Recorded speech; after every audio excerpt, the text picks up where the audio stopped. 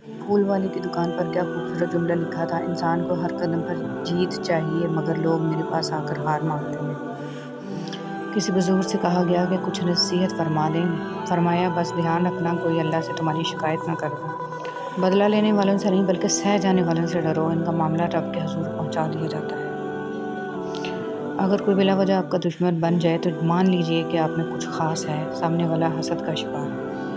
رشتہ توڑنے کا مشورہ تو کوئی بھی دے سکتا ہے مگر رشتہ جوڑنے اور نبھانے کی ترغیب کوئی باشعور شخص ہی دے سکتا ہے۔ 3 نیکیاں جن کے کرنے سے قیامت کے دن عرش کا سایہ نصیب ہوگا: ٹوٹے ہوئے رشتوں کو جوڑنا، دل نہ چاہتے ہوئے بھی معاف کرنا اور کسی کے گناہ کا پردہ رکھنا۔ الفاظ کا استعمال کرتے وقت ایسے ہی احتیاط کریں جیسے مچھلی کھاتے وقت کانٹوں سے کرتے ہیں۔ کانٹے تو پھر بھی جسم کو تکلیف دیتے ہیں لیکن الفاظ دلوں کو چیر دیتے ہیں۔ کسی نیک عمل کی توفیق مل جانا ہی قبولیت کی نشانی ہے۔ عزت تو سب کو چاہیے لیکن لوگ واپس دینا بھول جاتے ہیں۔ اپنی غلطیوں کی وجہ دوسروں کو سمجھنے والے کبھی اپنی اصلاح نہیں کر پاتے اور اپنی غلطی کی ذمہ داری لینا سیکھیے۔ کتابوں کی اہمیت اپنی جگہ مگر سبق وہی یاد رہتا ہے جو وقت اور لوگ سکھاتے ہیں۔ اس دنیا کو صرف ایک شے بامانی بناتی ہے اور وہ ہے آخرت کی یاد۔ اللہ کی مصلحتیں سمجھنے والوں کے دل کبھی ضدی نہیں ہوا کرتے۔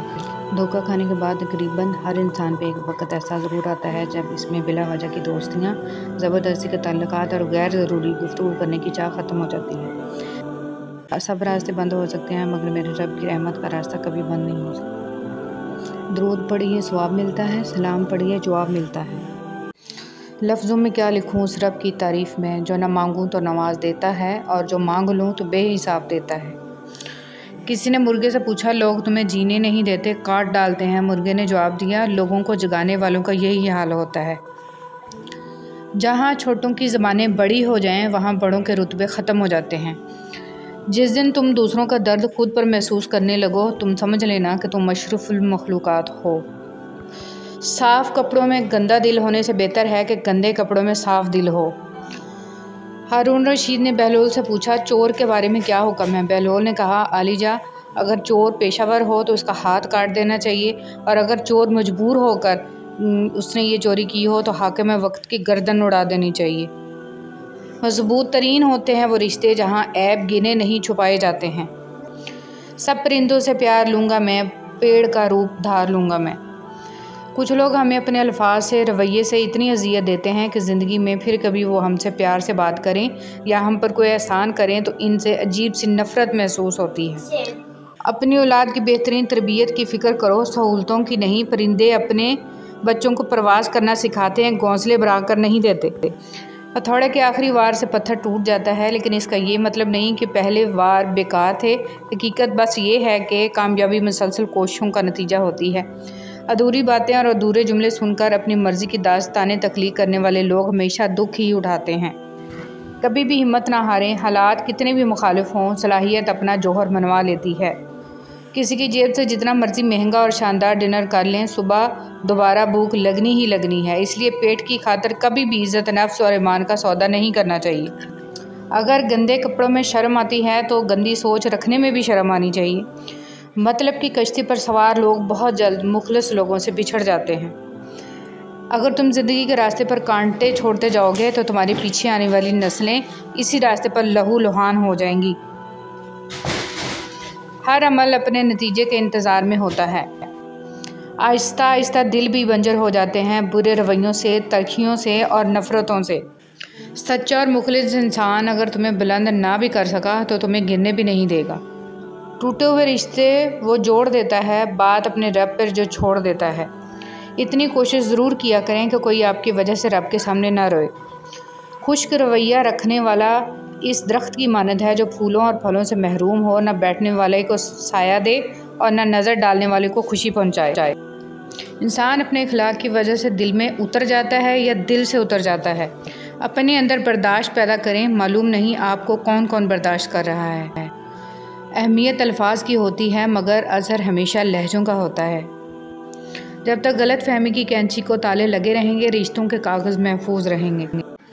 اگر والدین کی محنت سے اولاد ڈاکٹر بن سکتی ہے تو نمازی کیوں نہیں؟ ماں کی تعریف ایسی ہستی جو اپنے لیے دعا کرنا بھول سکتی ہے پر اپنی اولاد کے لیے دعا کرنا نہیں بھولتی ماں کہلاتی ہے۔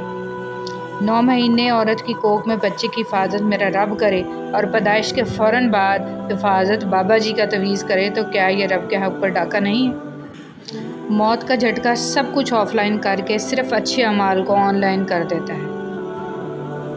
جن سے محبت ہو انہیں کاٹا نہیں جاتا بلکہ ان کے لیے راستے بنائے جاتے ہیں۔ بات ضرورت کے نہیں بلکہ خلوص و محبت کی ہوتی ہے۔ جگہ بنانی پڑتی ہے، دل میں ہو یا گھر میں۔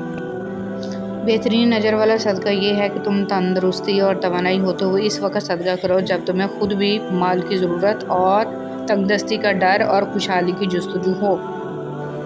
نرم الفاظ پر خرچ کچھ نہیں ہوتا لیکن اس کی قیمت بہت زیادہ ہوتی ہے۔ ایک بار کا جھوٹ آپ کی ہمیشہ کی سچائی پر سوالیہ نشان بنا سکتا ہے۔ جس کا درد اسی کا درد، باقی سب تماشائی۔ نہ کوئی سکول، نہ کوئی استاد، پھر بھی دنیا کا بہترین انجینئر۔